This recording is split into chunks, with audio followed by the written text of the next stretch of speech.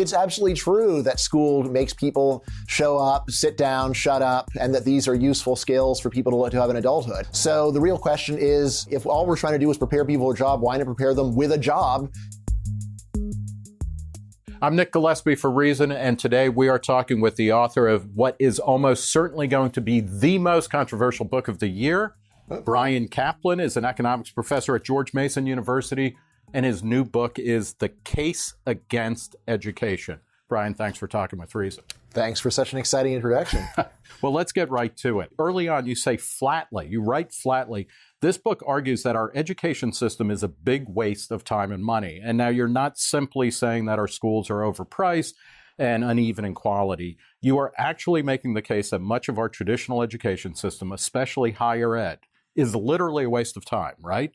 Absolutely. What do you mean by that? What I mean is that people are going there to get a higher income, but they're actually not getting much in the way of job skills, which raises a big puzzle for an economist. How can they be getting a higher income if they're not getting much in the way of job skills?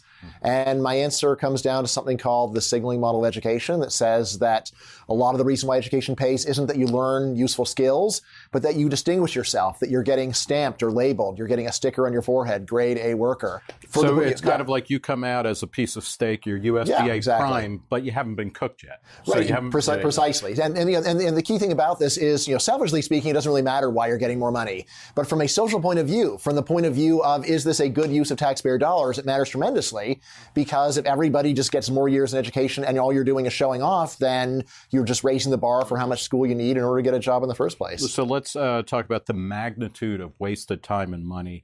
I guess for most people, if you go from kindergarten through a BA, you're talking about 17 years roughly. Yep. So that's a lot of time. But how much money do we spend as a society on education? Yeah, so government funding is about $1 trillion a year when you add up all levels. Our economy is about $20 trillion. Yeah. So that's a large chunk of change. So you're talking about something like 5% of all GDP. And then, of course, private spending tops it up a bit further. So, it's something over $1 trillion. And by the way, the one thing that's interesting about this is you don't really make a distinction between private and public education, because this isn't a book about like how the public school system is failing kids. It's just how education is useless. I mean, I know libertarians want to hear a different story, but I'm telling the story that I think is true rather than the story that that I would even find ideologically most congenial. I mean, the main thing that is, I've gone to public school, I've gone to private school. I don't really see very much difference, and in both cases, it seems to me that most of what's going on is showing off in order to look better for the labor market, which again individually makes perfect sense, but socially speaking, everyone can't be above average. So this is kind of like a private vice is actually becomes a public vice because, or rather, a private virtue becomes a public vice because. Yeah, I mean, I think of this as education as being a lot like football stadiums, where like the main libertarian complaint about football stadiums isn't that we're not making the right kind of football stadiums; it's that government is pouring a ton of money on something, and really what we need is to have fewer and worse football stadiums. Right. And I said we need more money left for people to spend in a meaningful way. Yeah, but and possibly not on football stadiums, possibly on totally different things. Before we go into the signaling model per se, talk a little bit about the human capital model of education, because these are the two big competing explanations. What is the human capital education model? Yeah, the human capital model is a fancy phrase for what your teachers and politicians and your parents have been telling you, which is you go to school to get smart and to learn all kinds of useful stuff, which you're then going to apply in the real world. You're investing in yourself. Yeah, you're investing in yourself. So you're transforming unskilled labor into a skilled, talented adult, most associated with Gary Becker, a famous Nobel Prize winning economist. But really, he was just putting an academic veneer on something that is widely propagandized in favor of, again, the idea of school as a skills factory. It's not simply, very few people, and you point this out continuously in the book, and I think accurately, nobody, if you go to take a shop class, you're not going to go and learn how to cut ninja stars out of sheets of metal, and that's the job you're going to have in a factory. But the idea is that you learn skills, that you learn how to show up on time, you learn how to listen and follow instructions, you learn how to self-learn, And you're saying that this is actually not a very, how do you know that that's not an accurate model? That's one of the best arguments in favor of the education that we have. It's one, by the way, that people usually have to be forced into after a series of intellectual retreats. But, here's the main thing that I say about that. It's absolutely true that school makes people show up, sit down, shut up, and that these are useful skills for people to have in adulthood. So the real question is, if all we're trying to do is prepare people for a job, why not prepare them with a job instead of with school, where the overlap, there is a partial overlap in skills, but there's, of course, there's a lot of stuff that you're taught in school that is dysfunctional in the real world, like it's very important for everything to be fair.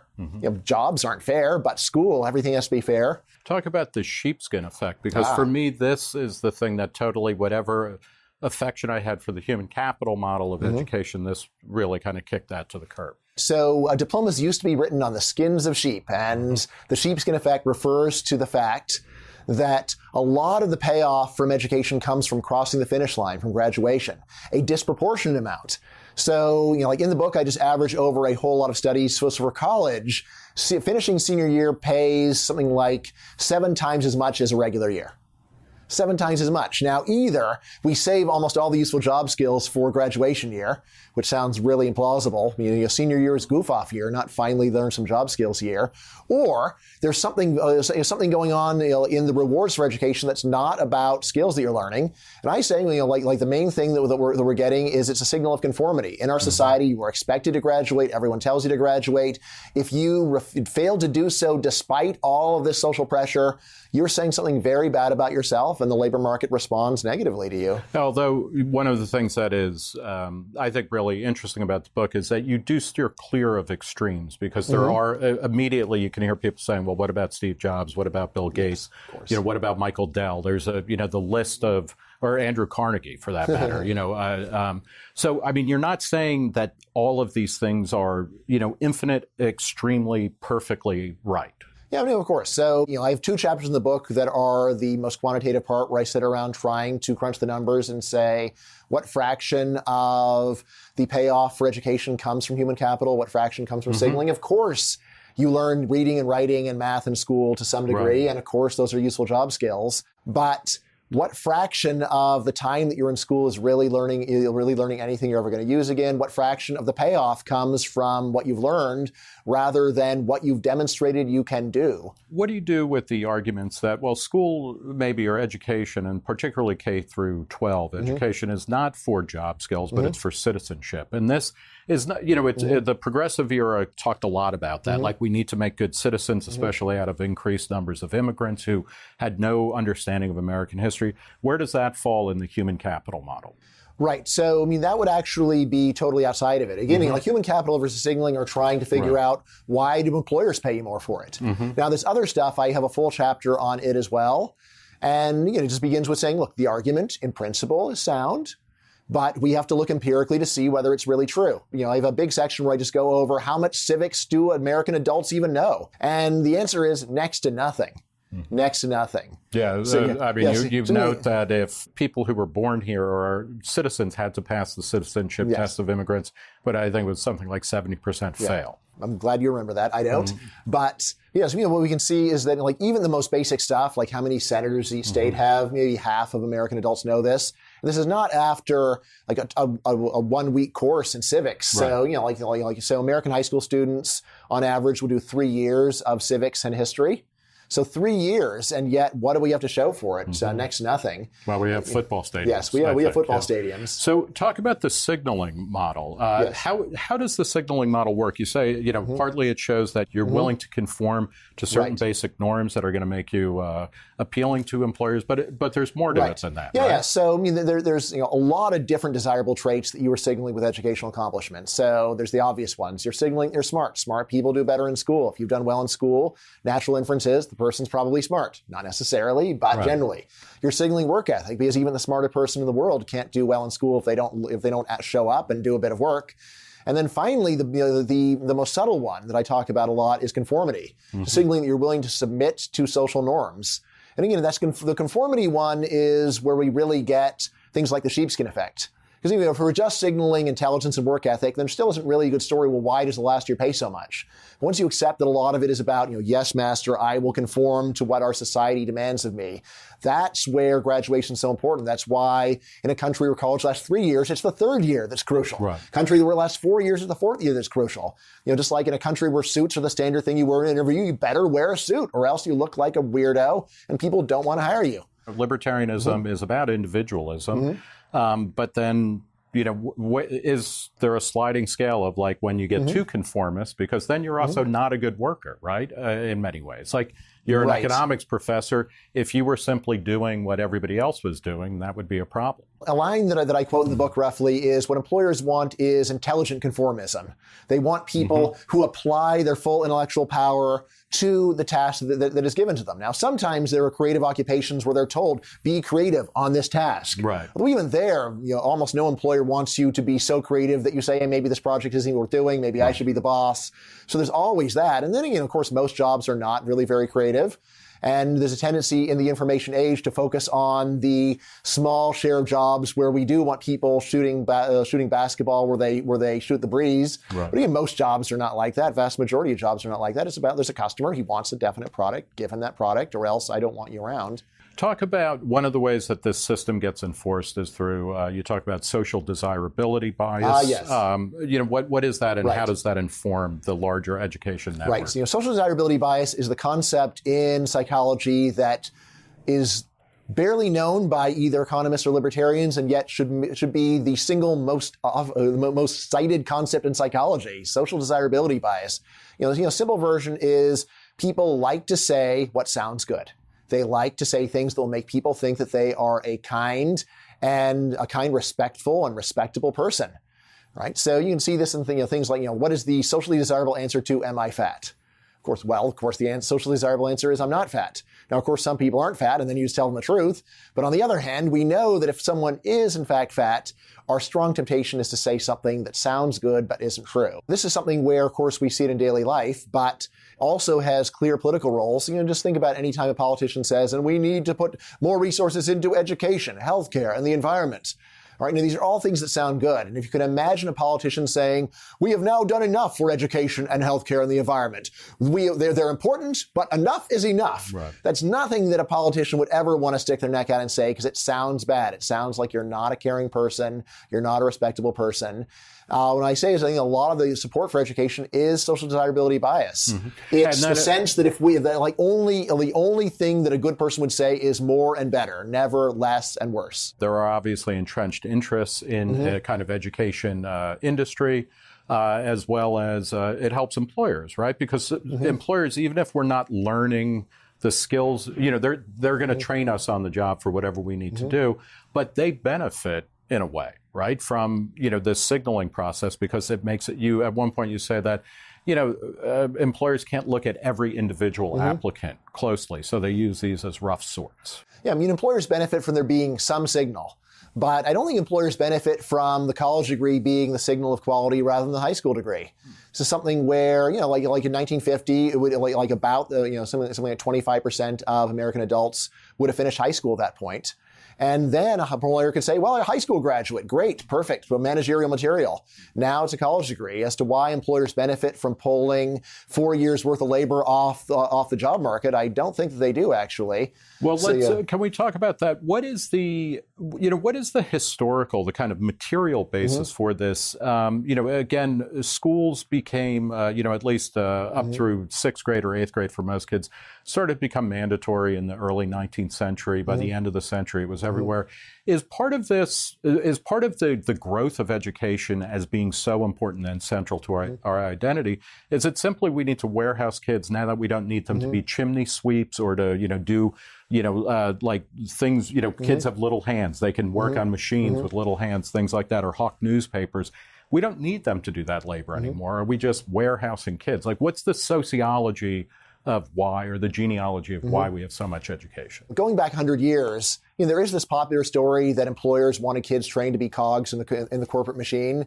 And I would say, if you really wanted to train cogs in your corporate machine, you would not design anything like the public school system we have. It would be like military school. You would whip kids into shape, get them to say yes, sir, give them a lot of propaganda about how great their corporate paymasters are. That's not the way that education looked 100 years ago, and it's certainly not the way that it looks today. This is not a system that really seems to be designed to prepare people to be useful employees. You never have the everyone's a beautiful, unique snowflake kind of propaganda, the touchy-feeliness. That's not what employers want. Employers want someone that will follow orders, do what they're told, and accept criticism, which is, of course, crucial for learning. So I don't think that it really makes much sense to think of the current system as something that has been molded for the interests of corporate America. I mean, so corporate America, of course, if they can tweak it a little bit in their favorite direction, they will. What else would we do with kids? Yeah, so there's kids and kids, right? Young kids, of course, they need to be warehoused. Right, so give them daycare. Well, even there, as to why kids can't go to school and then learn reading and writing and math for a few hours and then get to play for the rest of the day within a supervised facility, we've got no clue about why you couldn't just do that rather than boring them to death, making them study stuff they don't care about. But again, for older kids, for 13-year-olds, 14-year-olds, 15-year-olds, as to why they can't actually be out in the real world as apprentices, there are countries that do this. Germany and Switzerland do this. No reason why American kids could not do this as well, right? And, say they can't do anything. Sure, they could do stuff. Say, well, we don't need them. Well, again, the economy is not based upon what we need. It's based upon what we got, right? They're what do we need? We need a few bowls of rice a day. But what we've got, however, is enough to go and produce vastly more. And I don't see any reason why teenagers could not be part of the labor market at a much earlier age than they are right now. Right. And, of course, if we're always worried that any kid who's working is being distracted from his much more important studies, this isn't going to fly. But if we realize, these studies are not really that socially valuable anyway, and we better to get kids in the labor force, especially, by the way, kids that are not very academically inclined anyway, where they get shoved and prodded to go and succeed and go to college, which is almost certainly never going to happen for them. And by the time that they drop out, they're so bitter about the whole system that they are not suited for really any job. I've got a chapter in the book called One is Greater Than Zero. It's it'd be better just to train people to do one job rather than zero, which is what a lot of kids leave high school or drop out of high school able to do. So what is to be done? And you write in the concluding chapter of the book, slash government subsidies. This won't make classes relevant, but will lead students to spend fewer years sitting in classrooms. Since they're not learning much of use, the overarching effect will not be de-skilling, but credential deflation. Talk about that. Yes, so credential inflation is what we've seen over the last century. The amount of education that you need to get one and the same job has increased dramatically. So basically, since World War II, it would be about a 4-year increase in the amount of education you need to get a job. This is why we see college graduates doing things like waiting tables, bartending, where we're driving taxis. These are not just ultra rare examples that make it onto the news. These are common jobs for college graduates to have these days. And it does seem like, even in these jobs, a college degree does pay. It helps you get promoted and get a position in the better restaurants or the better bars. But again, the reason is there's so many people with these degrees that employers can afford to be picky and say, well, fine, I want college graduates tending my fancy bar. This, I say this is a function of the amount of the proliferation of credentials. And if education were more expensive and if subsidies were lower, fewer people would go. And when you're talking about subsidies here, I mean, this is 90% plus of K through 12 spending is spent on public schools. There's so much federal money and state money going into colleges as well, even private colleges. You're saying cut that. Absolutely. So, cut government spending, cut the subsidies. I say, this is one of the most egregious cases of industrial policy that we see all over the world. And it's one that's almost totally uncontroversial, even though if you go into a classroom and say, well, wait, why are we going and teaching these kids this stuff? They're going to forget it anyway, and it's not really relevant to what they're going to do in real life. So why? To save you from, a charge of Philistinism, you're not saying in the book, well, don't read novels, don't study art, don't study music. Absolutely. You're simply saying that, as part of a curriculum, most of what we learn other than basic mathematics and literacy, including English skills, is kind of useless. Yes, so useless in the labor market. Now, Right. so he said, I'm a professor and I am a high culture kind of person. German opera, Shakespeare. This is the stuff that I like. But I still recognize that there's something twisted about ramming it down a kid's throat. A key part of appreciating this kind of stuff is coming to it in your own good time, actually being curious and ready. So again, if you could go and actually inspire a sincere affection for Shakespeare opera, that's great. I see this happening almost never in school. The kids are there, they go and pay lip service to it, and then as soon as they're done, they walk away and say, well, I never want to have to hear that garbage again. I hated that stuff. This is where I say that while I'm not very optimistic about the potential of online education to really compete with brick and mortar schools, it's already doing a tremendous job in terms of quenching the human thirst for enlightenment. Right? And of course, what's great about the internet is that you don't have to concentrate all of your firepower on kids that are between 15 and 22. You can wait around for an adult to say, I'm 30. Now I'm curious about Shakespeare. It seemed really boring when I was young, but now maybe I would like to go and learn something about it. So, to say that while I'm all on board with the noble goals of enlightening the human spirit, a key part of this is you've got to have volunteers that want to learn. Trying to ram this down the throat of conscripts, which is what education normally does, is an insult to everything that enlightenment stands for. You know what? I'm hearing Pink Floyd's The Wall playing in the background. Yes. And this is the soundtrack of the book. Brian Kaplan's latest book, The Case Against Education. He's a George Mason economics professor. Also, you wrote a few years ago, The Myth of the Rational Voter. I think this book is going to be just as controversial and hopefully as widely read. Brian, thanks for talking to Reason. Thanks so much. Always great talking to you, Nick. For Reason, I'm Nick Gillespie.